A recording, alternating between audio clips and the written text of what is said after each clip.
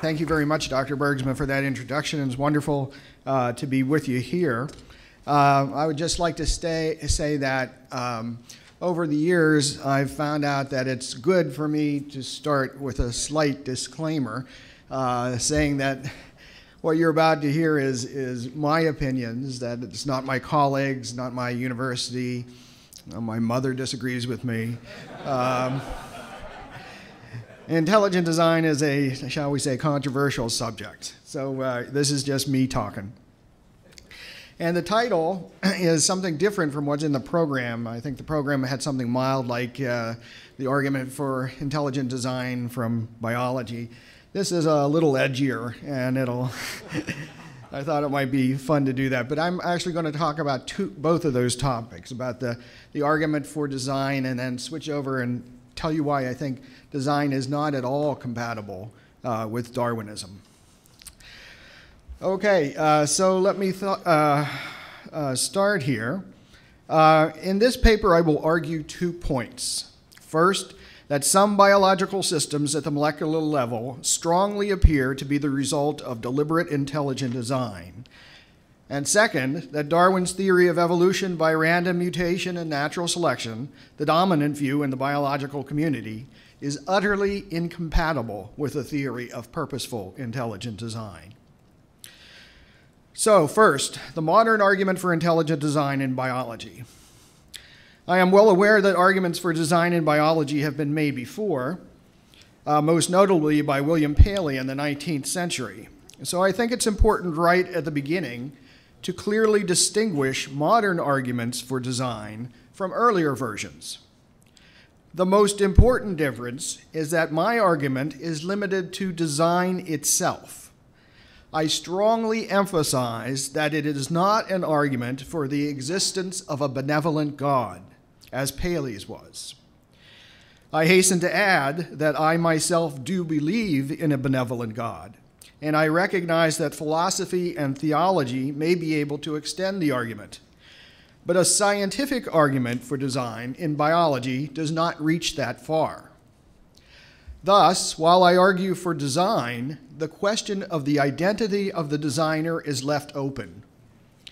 Possible candidates for the role of designer include the God of Christianity, an angel, fallen or not, Plato's demiurge, some mystical New Age force, space aliens from Alpha Centauri, time travelers, or some utterly unknown intelligent being. Of course, some of these possibilities may seem more plausible than others based on information from fields other than science.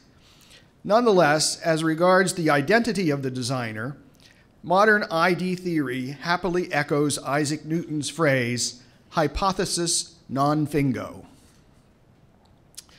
The fact that modern intelligent design theory is a minimalist argument for design itself, not an argument for the existence of God, relieves it of much of the baggage that weighed down Paley's argument. First of all, it is immune to the argument from evil. It matters not a whit to the scientific case whether the designer is good or bad, interested in us or disinterested. It only matters whether an explanation of design appears to be consistent with the biological examples I point to. Second, questions about whether the designer is omnipotent or even especially competent do not arise in my case as they did in Paley's. Perhaps the designer isn't omnipotent or especially competent. More plausibly, perhaps the designer was not interested in every detail of biology, as Paley thought, so that while some features were indeed designed, others were left to the vagaries of nature. Thus, the modern argument for design need only show that intelligent agency appears to be a good explanation for some biological features. Thus, compared to William Paley's argument, modern intelligent design theory is very restricted in scope. However, what it lacks in scope, it makes up for in resilience. Paley conjoined a number of separable ideas in his argument: design, omnipotence, benevolence, and so on, which made his overall position quite brittle. For example, arguments against the perceived benevolence of the design became arguments against the very existence of design. Thus, one got the seeming non sequitur, stating that because biological feature A appears malevolent, therefore, all biological features arose by natural selection or some other unintelligent process. With the much more modest claims of modern ID theory, such a move is not possible. Attention is kept focused on the basic question of whether unintelligent processes could produce the complex structures of biology or whether intelligence was indeed required. Another important point to emphasize right at the beginning is that mine is indeed a scientific argument, not a philosophical or theological argument. Let me explain what I mean by that without getting entangled in trying to define those elusive terms. By calling the argument scientific, I mean first that it does not rest on any tenet of any particular creed, nor is it a deductive argument from first principles. Rather, it depends critically on physical evidence found in nature. Second, because it depends on physical evidence, it can potentially be falsified by other physical evidence. Thus, it is tentative, only claiming that it currently seems to be the best explanation given the information we have available to us right now. I do acknowledge that the scientific argument for design may have theological implications, but that does not change its status as a scientific idea. I would like to draw a parallel between the modern argument for design in biology and the Big Bang theory in physics. The Big Bang theory strikes many people as having theological implications, as shown by those who do not welcome those implications. For example, in 1999, John Maddox, the editor of Nature, the world's leading science journal, published a very peculiar editorial entitled "Down with the Big Bang," in which he wrote, "Apart from being philosophically unacceptable, the Big Bang is an oversimple view of how the universe began, and it is unlikely to survive the decade ahead. Creationists seeking support for their opinions have ample justification in the Big Bang." And by creationist, he means anybody who believes that, something beyond nature has affected nature. Nonetheless, despite its theological implications, the Big Bang theory is a completely scientific one, which justifies itself by physical data, not by appeals to holy books. I think a theory of intelligent design in biology fits in the same category. While it may have theological implications, it justifies itself by physical data. Furthermore, just as the Big Bang theory could be overturned tomorrow by new evidence, so could intelligent design theory. Both are tentative. With these preliminary remarks in mind, I now turn to considering the scientific case for intelligent design in biology. In 1859, Charles Darwin published his great work on the origin of species, in which he proposed to explain how the great variety and complexity of the natural world might have been produced solely by the action of undirected physical processes. His proposed mechanism was, of course, natural selection working on random variation. In a nutshell, Darwin reasoned that the members of a species whose chance variation gave them an edge in the struggle to survive would tend to survive and reproduce. If the variation could be inherited, then over time, the characteristics of the species would change. And over great periods of time, perhaps great changes could occur. It was a very elegant idea. Nonetheless, Darwin knew his proposed mechanism could not explain everything. And in The Origin, he gave us a criterion by which to judge his theory.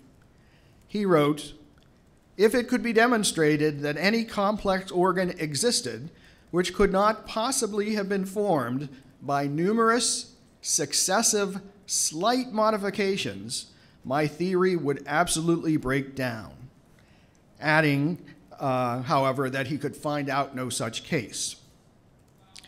Darwin, of course, was justifiably interested in protecting his fledgling theory from easy dismissal, and so he threw the burden of proof on opponents to prove a negative, to demonstrate that something could not possibly have happened, which is essentially impossible to do in science. Nonetheless, let's ask, what might at least potentially meet Darwin's criterion?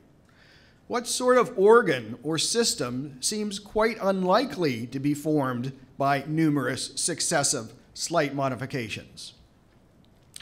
A good place to start is with one that is what I call irreducibly complex. In Darwin's black box, The Biochemical Challenge in Evolution, I defined an irreducibly complex system as a single system which is composed of several well-matched interacting parts that contribute to the basic function, and where the removal of any one of the parts causes the system to effectively cease functioning. A good illustration of an irreducibly complex system from our everyday world is a simple mechanical mousetrap. A common mousetrap has several parts, including a wooden platform, a spring with extended ends, a hammer, holding bar, and catch. Now, if the mousetrap is missing the spring, or the hammer, or the platform, it doesn't catch mice half as well as it used to, or a quarter as well as it used to. It simply doesn't catch mice at all. Therefore, it is irreducibly complex. It turns out that irreducibly complex systems are headaches for Darwin's theory, because they are resistant to being produced in the gradual, step-by-step manner that Darwin envisioned. As biology has progressed with dazzling speed in the past 60 years, we have discovered that the cell, the very foundation of life, is run by machines. Machines made out of molecules, which, like a mousetrap, are irreducibly complex. Time permits me to mention only one example here, which will be familiar to anyone who follows this topic: the bacterial flagellum. The flagellum is quite literally an outboard motor that some bacteria use to swim. It is a rotary device which, like a motorboat, turns a propeller to push against liquid, moving the bacterium forward in the process. It consists of a number of parts, including a long tail that acts as a propeller, the hook region, which attaches the propeller to the drive shaft, the motor, which uses a flow of acid from the outside of the bacterium to the inside to power the turning, a stator, which keeps the structure stationary in the plane of the membrane while the propeller turns, and bushing material to allow the drive shaft to poke up through the bacterial membrane. In the absence of the hook, or the motor, or the propeller, or the drive shaft, or most of the 30 different types of proteins that genetic studies have shown to be necessary for the activity or construction of the flagellum, one doesn't get a flagellum that spins half as fast as it used to, or a quarter as fast. Either the flagellum doesn't work, or it doesn't even get constructed in the cell. Like a mousetrap, the flagellum is irreducibly complex. And again, like the mousetrap, its evolutionary development by numerous successive slight modifications is quite difficult to envision. In fact, if one examines the scientific literature, one quickly sees that no one has ever proposed a serious, detailed model for how the flagellum might have arisen in a Darwinian manner, let alone conducted experiments to test such a model. Thus, in a flagellum, we seem to have a serious candidate to meet Darwin's criterion. We have a system which seems very unlikely to have been produced by numerous successive slight modifications. Is there an alternative explanation for the origin of the flagellum? I think there is, and it's really pretty easy to see. The flagellum was designed, purposely designed by an intelligent agent. How do we perceive design? Design is positively apprehended in the purposeful arrangement of parts. Looked at this way, irreducibly complex systems, such as mousetraps and flagella, serve both as negative arguments against gradualistic explanations like Darwin's and as positive arguments for intelligent design. The negative argument is that such interactive systems resist explanation by the tiny steps that a Darwinian path would be expected to take. The positive argument is that their parts appear arranged to serve a purpose, which is exactly how we detect design. Let me reinforce the positive argument here with the remarks of someone else who is very concerned about the appearance of intelligent design in life. Biology is the study of complicated things that give the appearance of having been designed for a purpose. Thus spake Richard Dawkins on the first page of the first chapter of his classic defense of Darwinism, The Blind Watchmaker. Let me repeat. Dawkins says that's the very definition of biology, the study of things that appear designed. In his typically clear prose, Dawkins concisely stated the positive case for design in biology, which of course he was intent on demolishing. Yet, what is it about living things that make them appear to have been designed, even to such a stalwart Darwinist as himself? Design isn't some default conclusion we draw when we can't think of anything else, nor is it based on, say, our warm, fuzzy feelings at seeing a pretty sunset. Rather, says Dawkins, it's what we conclude when we get in touch with our inner engineer. We may say that a living body or organ is well designed if it has attributes that an intelligent and knowledgeable engineer might have built into it in order to achieve some sensible purpose, such as flying, swimming, seeing. It is not necessary to suppose that the design of a body or organ is the best that an engineer could conceive of. But any engineer can recognize an object that has been designed, even poorly designed, for a purpose, and he can usually work out what that purpose is just by looking at the structure of the object. In other words, we conclude design from the physical evidence when we see a number of elements coming together to accomplish an identifiable function, the purposeful arrangement of parts. Dawkins doesn't just grudgingly acknowledge some faint impression of design in life. He insists that the appearance of design, which he ascribes to natural selection, is overpowering. The positive case for design in life is exactly as Dawkins sees. It is based on the physical arrangement of parts, where the parts work together to fulfill a function. And it is overwhelming. And because the positive case for design is indeed so overwhelming, it requires comparatively less explication. On the other hand, more attention is required to make it crystal clear why random mutation and natural selection, especially at the molecular level, are not the powerful explanations of life that they are so often touted to be, pace Richard Dawkins, which is why the bulk of my book, Darwin's Black Box, is devoted to that.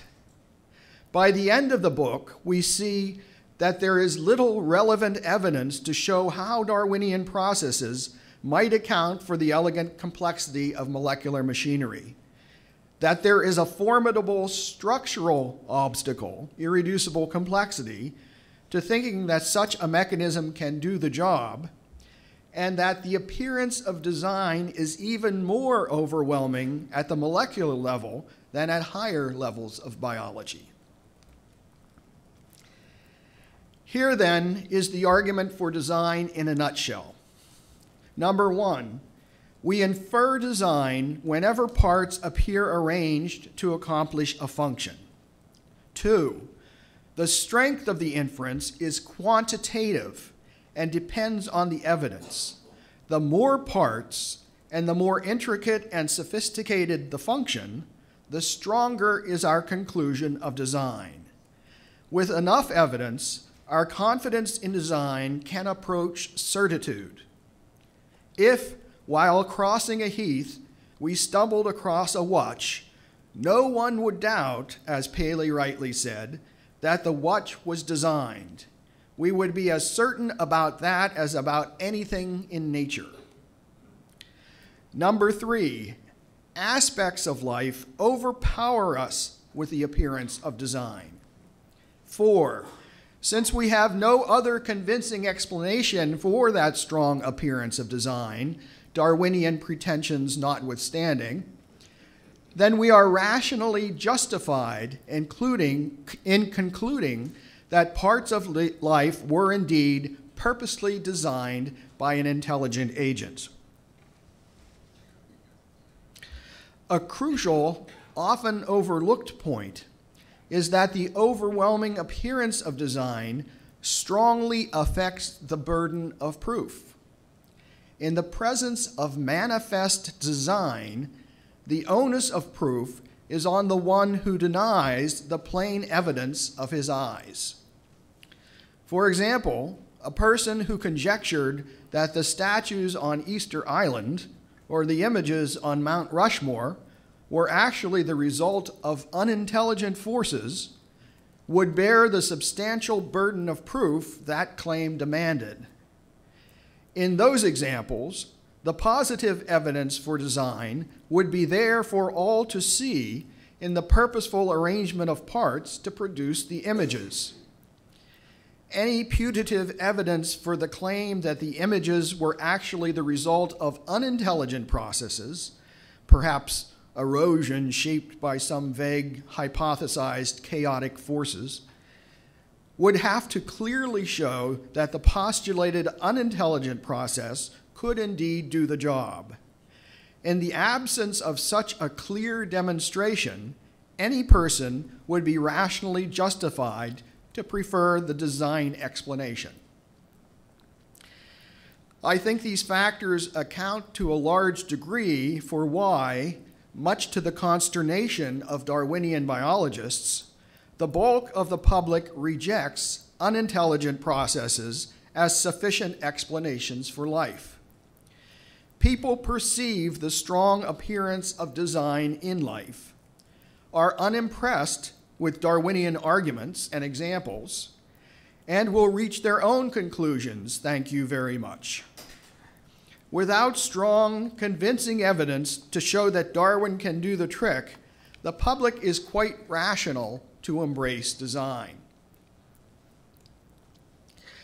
Now I'm going to turn to my argument that Darwinism is utterly incompatible with intelligent design. In July 2005, in the New York Times, Cardinal Christoph Schönborn wrote, "Evolution in the sense of common ancestry might be true, but evolution in the neo-Darwinian sense, an unguided, unplanned process of random variation and natural selection is not. Any system of thought that denies or seeks to explain away the overwhelming evidence for design in biology is ideology, not science.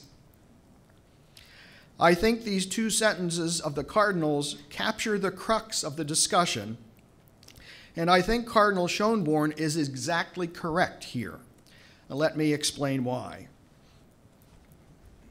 Excuse me, it was a really good dinner. Discussion of evolution, Darwinism, and design becomes hopelessly confused if one is not exceedingly careful to define the terms and use them consistently.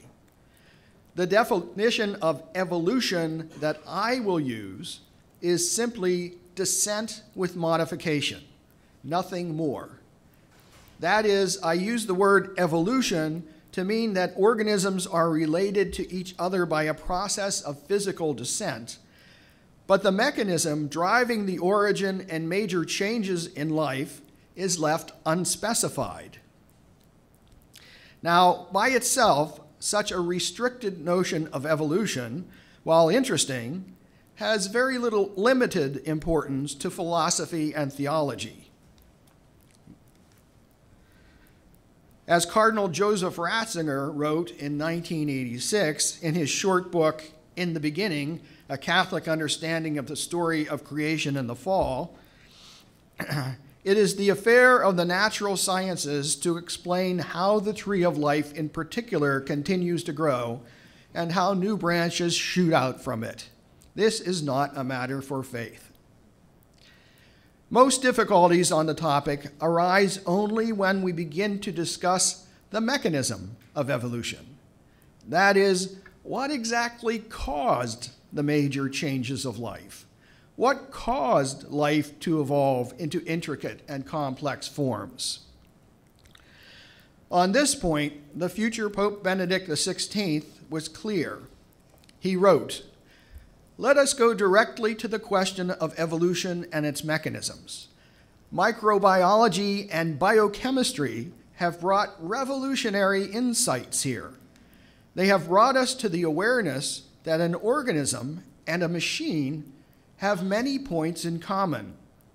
Their functioning presupposes a precisely thought through and therefore reasonable design." And he continued, "We must have the audacity to say that the great projects of the living creation are not the products of chance and error. They point to a creating reason and show us a creating intelligence, and they do so more luminously and radiantly today than ever before." Let us pause to notice three of then Cardinal Ratzinger's points. First, he says that life is not due to chance and error, a clear repudiation of the Darwinian claim. Second, there is physical evidence of design and purpose, the great projects of the living creation, which point to a creating reason. And third, Ratzinger cites the science of biochemistry, which studies the molecular foundation of life as having particular relevance. It is biochemistry that has brought revolutionary insights. That is, biochemistry has uncovered new physical evidence pointing to design. And it is molecular biochemical systems that clearly presuppose a precisely thought through and therefore reasonable design. With this in mind, let's consider candidates for the mechanism of evolution. Specifically for the evolution of the, quote, great projects of the living creation, close quote, the ones which, quote, point to a creating reason, close quote.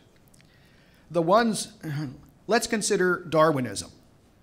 What is Darwinism? Well, recall that Cardinal Schönborn defines Darwinism as an unguided unplanned process of random variation and natural selection. In other words, the very definition of Darwinism precludes a creating reason. If the great projects of the living creation were unplanned, if the process leading to them was unguided, then they cannot point to a creating reason because in actual fact, nothing specifically intended them. In other words, Darwinian evolution of the great projects of life explicitly rules out planning or guidance by anyone, pointedly including God. No Christian who thinks consistently can accept that. Handsome fellow. Cardinal Schönborn's definition of Darwinism has been challenged by some Christian thinkers, such as University of Delaware physics professor Stephen Barr, who we are privileged to have with us, when he was writing in the magazine First Things in the year 2005. The gist of Steve's most important objection is the following. Although some materialistic, ideology-driven scientists do indeed use words like unguided and unplanned, the hapless scientists are either careless or overstepping the bounds of science. The only scientifically defensible statement that can be made is that the process driving Darwinian evolution is random. Here, Barr means that the word random is used only in a scientifically technical sense, simply to mean uncorrelated. So the true scientific sense of random is just that: mutations are not matched to the needs of the organism. Mutations arise independently of the needs of the organism. Grand claims about guidance need not be considered. In other words, the great projects of the living creation may indeed have been planned, but we can't tell scientifically. So Professor Barr accuses Cardinal Schönborn of illegitimately introducing the theologically charged words unguided and unplanned in his definition of Darwinism. But purely scientific Darwinian theory uses the neutral word random. I think that Steve's criticism of Cardinal Schönborn is profoundly mistaken in two ways. First, the scientific community, as represented by its leading members and by its leading teaching organization, contradicts Professor Barr. They explicitly do mean that Darwinian evolution was unguided and unplanned. Second, the substitution of the word random, even in a technical sense of uncorrelated, simply does not change the bottom line. Even if evolution were just random in Barr's technical scientific sense, it cannot be said that the great projects of the living creation point to a creating reason. Let me amplify these points. Should have stood in front of the mirror and timed this. First, the scientific community does indeed mean that evolution was unguided and unplanned by anyone, including God. For example, in 1995, the National Association of Biology Teachers, the leading organization of teachers of biology in this country, issued the following statement, quote, "The diversity of life on Earth is the outcome of evolution, an unsupervised, impersonal, unpredictable, and natural process of temporal descent with genetic modification." It is not at all difficult to figure out who they were intending to exclude with the words unsupervised and impersonal. Under public relations pressure, the NABT later revised its definition of evolution to leave out those words, with the understanding that the word natural implied them anyway. But the first statement clearly takes the temperature of the organization. By Darwinian evolution, the members of our largest science teachers association explicitly mean a process unguided and unplanned by anyone. Here's a second example. In September 2005, 2 months after Cardinal Schönborn's essay appeared in the New York Times, a group of 39 Nobel laureates sent an open letter to the Kansas State Board of Education, which was then embroiled in an evolution teaching controversy. The letter defined Darwinian evolution explicitly. Evolution is understood to be the result of an unguided, unplanned process of random variation and natural selection. Let me emphasize, this letter used the exact same terminology to define Darwinian evolution as Cardinal Schönborn used in his earlier essay. The letter defining Darwinian evolution as unguided and unplanned was signed by Richard Axel, Nobel laureate in medicine, 2004, Linda Buck, medicine, 2004, Günter Blobel, medicine, 1999, Aaron Chechenover, chemistry, 2004, Dudley Hirschbach, chemistry, 1986, Avram Hershko, chemistry, 2004, Roald Hoffman, chemistry, 1981, Robert Horvitz, medicine, 2002, and many others. Now, if the leading scientists who investigate biology and evolution, represented by Nobel Prize winners in science, explicitly say that by Darwinian evolution, they do mean a process that is unguided and unplanned, then that's what Darwinian evolution means. We are not free to use terms in our own way, to invent our own private definitions, ignoring how the terms are used by most people in the field. That only confuses the issue. Darwinian evolution means unguided and unplanned. I think it is clear, therefore, that no consistent Christian can accept Darwinian evolution. But is it possible that we could have a philosophically tame Darwinism? Perhaps call it by another name to avoid confusion with what scientists actually mean by the term.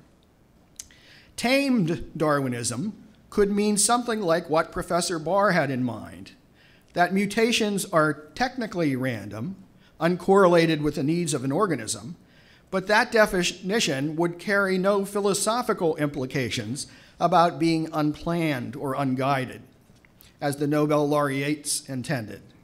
We would leave those philosophical questions out of science. My response is a strong no. It is not possible. There is no such thing as tame Darwinism. Either the great projects of the living creation required planning or they did not. Random, in Barr's technical scientific sense, is no different from unplanned or unguided in the Nobel laureate sense. Let me explain. First, let us assume there is at least some true contingency in nature, including biology. For example, suppose some mutations do occur randomly, in the sense that not even God explicitly intended them to happen. They are simply the byproducts of various physical processes, perhaps foreseen by God, but unintended for themselves, even by God. Such mutations, of course, would occur in a manner uncorrelated with the needs of an organism. Now, scientists see mutations that appear to fit that description all the time. Neutral changes, genetic accidents, they all happen in a way in which, if we allow that there is at least some contingency in biology, appear unintended. The claim of scientists such as the Nobel laureates that evolution is an unguided, unplanned process is simply the claim that such small, contingent, unintended mutations, which we have assumed do exist, are sufficient when coupled to the Darwinian mechanism of natural selection to account for the great projects of the living creation: birds, fish, bacteria, the eye, molecular machines, everything.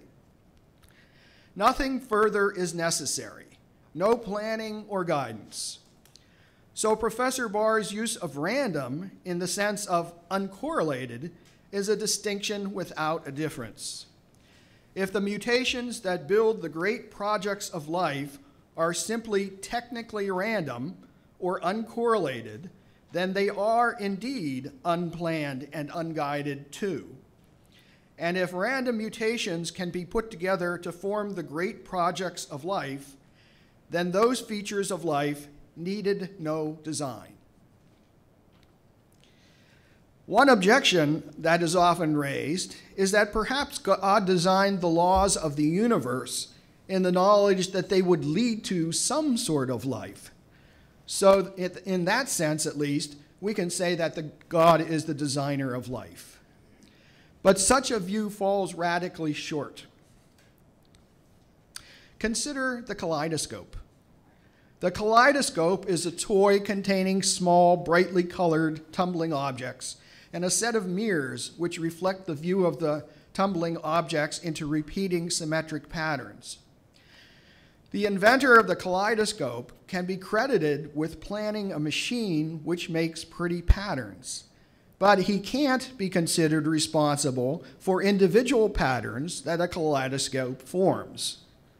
So if, while playing around with a kaleidoscope, we observe a particular pattern which strikes us as really very attractive, we do not credit the inventor with that particular pattern. In truth, that particular kaleidoscope pattern was unguided and unplanned. In the same way, if the great projects of the living creation arise from simply the laws of nature, then, like a kaleidoscope pattern, we cannot say that they were guided or planned. But the view that God designed just the laws of the universe in the knowledge that they would lead to some sort of life or other with some sort of features has even worse problems. The great projects of the living creation, such as those discovered by biochemistry, about which Cardinal Ratzinger exclaimed, actually point more strongly to purposeful design than do the bare laws of nature. No matter how you slice it, in light of modern science, the eye, or the bacterial flagellum, intracellular transport, or a wing, exhibit a greater finality, a clearer purpose than do, say, the law of gravity, or electromagnetism, or natural selection, all of which are quite general. The purpose of the eye, or the flagellum, however, are very specific. Both are quite precisely fitted to their jobs. Yet, if we are unable to discern design in systems which exhibit greater finality, then we cannot discern design in systems that exhibit less. If for any reason we cannot conclude that the eye was intended, then we cannot conclude that photons were intended either, or that the laws of electromagnetism were intended. The bottom line is that if the great projects of the living creation do not point to a creating reason, then nothing in nature does. If we cannot tell that they were planned, then we cannot tell that anything in nature was planned. Now, I know that over time, the term intelligent design has acquired a lot of baggage. So please put aside any preconceived notions you may have, and let me try to reintroduce the term afresh. What is intelligent design? Despite what newspapers may lead one to believe, It has nothing to do with creationism, intervention in nature, or other such negative connotations. Rather, it is simply the assertion that design is empirically detectable, that design can be deduced from physical evidence, that the actions of intelligent agents can leave marks in nature, and we can discern the actions of intelligent agents from those marks. Can we really tell from the physical empirical evidence that the great projects of the living creation were designed? Yes, we can. The future Pope Benedict XVI was exactly right when he wrote, "We must have the audacity to say that the great projects of the living creation are not the products of chance and error. They point to a creating reason and show us a creating intelligence, and they do so more luminously and radiantly today than ever before."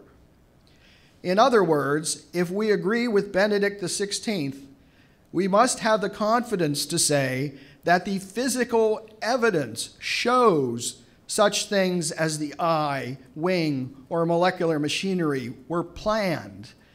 The processes which produced them were guided. Physical evidence shows that they were specifically intended. We must insist that without specific planning and guidance, they would not have come about, even given the general laws of nature. In other words, they were purposely designed. Thank you for your attention.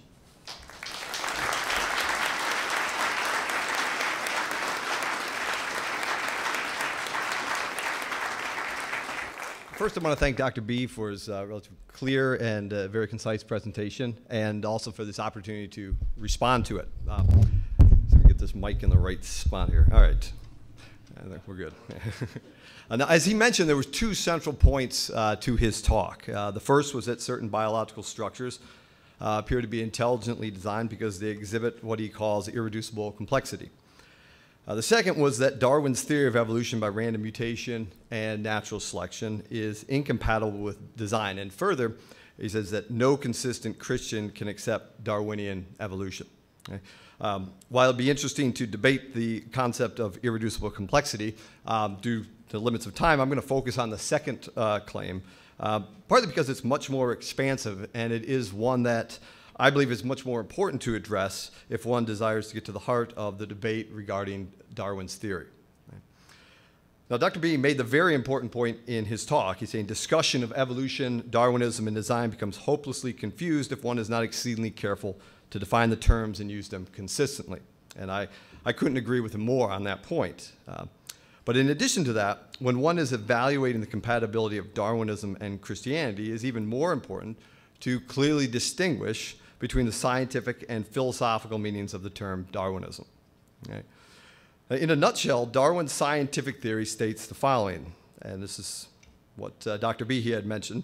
The history of evolution on this planet can be explained primarily via natural selection, working on random variations within organisms. And I would like to argue very briefly here in my time that as a scientific theory, there's nothing here that is inherently compatible with Christianity. Now, unfortunately, this scientific theory has been weighed down with so much philosophical baggage over the years that many people now believe that Darwin's scientific theory also demonstrates that there's no purpose or plan in nature. This is the version of Darwinism that Dr. Behe was referring to in his talk, and it was the one that many of the Nobel laureates were referring to. But I'd say this is wholly distinct from a Darwin's scientific theory. Right? This version that there's no purpose and plan in nature, I agree with Dr. Behe, is entirely incompatible with Christianity, but it's also not a scientific theory. It is a philosophical worldview. Darwin's scientific theory cannot demonstrate that there is no purpose or plan to creation, nor can it demonstrate that humankind is a meaningless twig on the great tree of life. Those that claim otherwise are merely hijacking a scientific theory, saying that life forms emerge via a process of random variations and natural selection, and tacking on questionable philosophical claims about the lack of purpose or design. Now, it doesn't matter how many Nobel laureates or science teachers or philosophers or biologists claim otherwise, a scientific theory cannot make statements regarding the absence of ultimate purposes and still claim to be a scientific theory. Those that make this claim or allow others to do are merely allowing bad philosophy to masquerade as science, a situation, in my opinion, that only serves to confuse matters. It is far better to expose the bad philosophy for what it is so that one can evaluate Darwin's scientific theory on its own legs. So how is it that so many people have erroneously equated Darwin's scientific theory with a world devoid of purpose? Nobel laureates and so on. Right? Well, it all stems from erroneously equating a process involving random variation with a process that is unplanned and unsupervised. Right? In the case of Darwin's theory, this argument goes something like this: because the variations that are involved in transforming one population of organisms into another are random and their exact occurrence is unpredictable, then the whole process must be unplanned, unsupervised, and devoid of design. This line of argument is enough for some people to dump Darwin's theory wholesale for its lack of compatibility with Christianity, or for others to embrace it wholesale for its atheistic undertones. Right? If we accept this line of reasoning, though, I think we get into a predicament, because we have to then conclude that the randomness and unpredictability of many other events in life are devoid of design. Meiosis, the process of fertilization, the chance encounter of meeting one's future wife at an airport after they have a flat tire and miss their plane. They're all things that would then be devoid of design. That's not how I met my wife, by the way. It's much more devoid of design than that. But the fact of the matter is we don't jump from random and unpredictable to unplanned and devoid of design in these cases. At least I hope we don't. The reason we do not is because the mere occurrence of random contingent events does not preclude God's providence. Events that are contingent in our eyes, ones that we cannot predict, or ones that appear uncorrelated to us, can still be used by God to obtain his ends. As Aquinas has said, the effect of divine providence is not only that things should happen somehow, but they should happen either by necessity or by contingency. And skipping a bit, and that happens from contingency, which the divine providence conceives to happen from contingency. Things that are random do not occur outside of God's providence.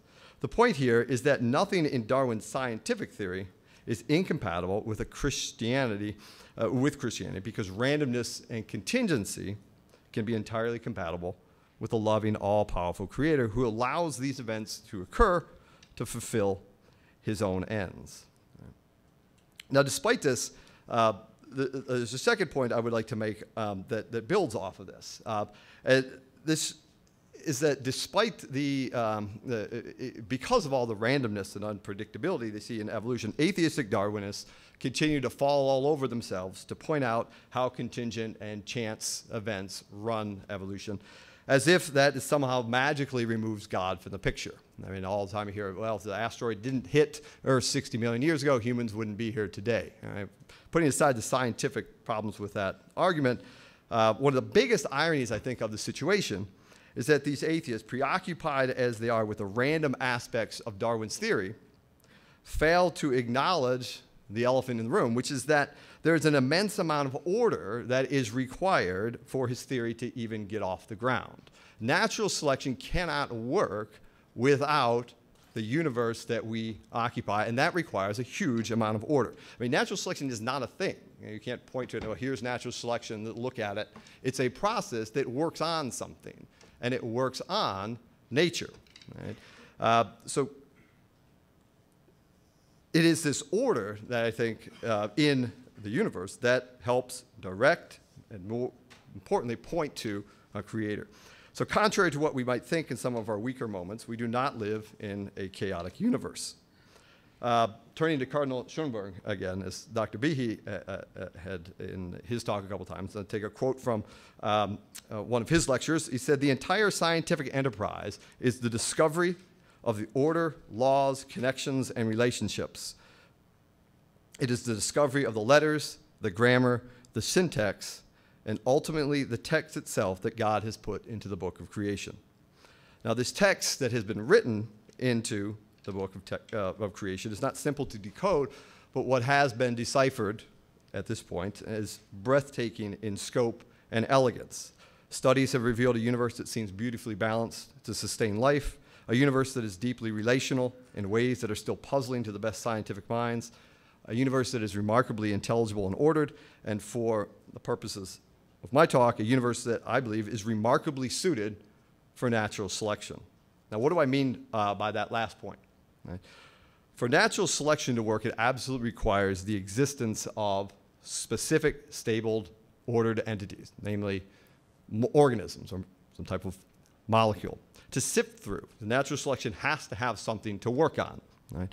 A universe, for example, that consists solely of chaotic clouds of gas that flee in and out of existence would render natural selection impotent. A universe with nothing more complex than hydrogen atoms would also leave natural selection unemployed. Yet we find ourselves in a universe which stable ordered entities like amoebas, frogs, squirrels, etc. exist. And the question, why is this? Now, on a scientific level, one can point to the existence of the stable ordered entities like frogs is largely due to the fact that they're made of stable ordered proteins, which in turn owe their existence to the stable ordered amino acids of which they are composed. Now, these amino acids owe their stability in order to the limited number of stable order elements that exist in our universe. There's a limited possibility there. Right? And it has to do with these elements, the limited ones that exist, and their stability has to do with the existence of the stable order at the subatomic level, the forces and the subatomic particles. The key point that I'm trying to make is that order at each level is utterly dependent upon order at a level below it. And natural selection is absolutely dependent upon all of these levels. It is absolutely dependent upon this order being written into our universe. As Stephen Barr mentioned in his book, a quote from his book, Modern Physics and Ancient Faith, he states, "The order which we see in nature at one level has its roots in a more mathematically perfect order that exists at a deeper level." Given this order, the existence of this order, which is a gift to natural selection in a sense, natural selection can, coupled with random variations, can mine through it and unveil the potentialities that are inherent in it. One example of, to illustrate this concept can be seen in the structure of proteins, which are the major building block of cells and organisms, one of the major building blocks. Right. Now, despite the infinite number of, proteins are made of amino acids, so building blocks, but despite the infinite sort of arrangement or sequence of amino acids that you have, you could string together them in many, many different orders.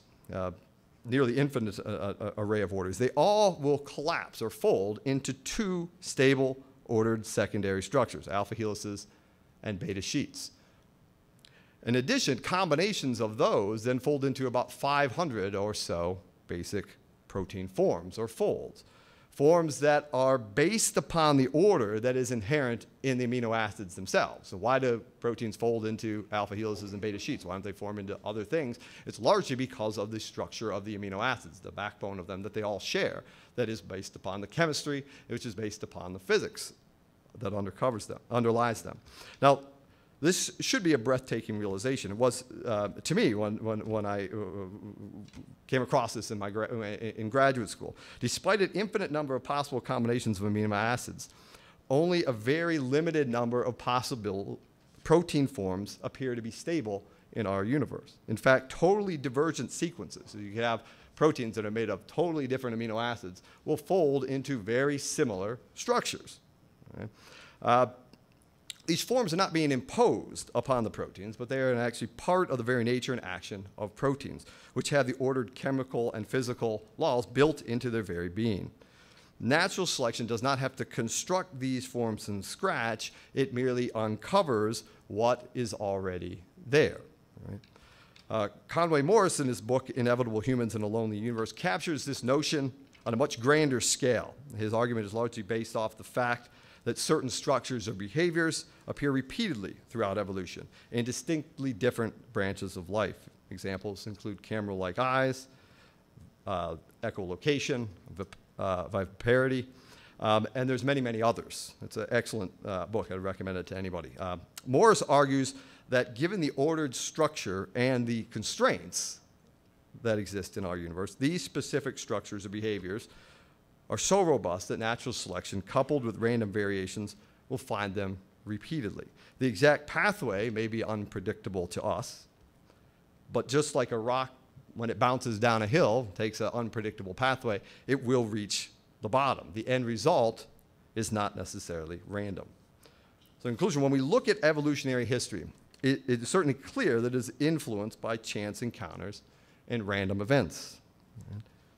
It does not follow, though, from this that there is no purpose or plan to creation. We cannot reject Darwin's theory as Darwin's scientific theory as incompatible with Christianity merely because it incorporates chance events.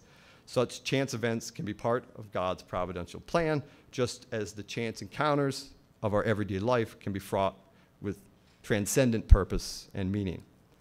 In addition to the randomness now, an examination of evolutionary history also reveals, and this is, I think, even more important, it reveals an underlying order that appears to funnel natural selection towards certain forms. This is what the science reveals.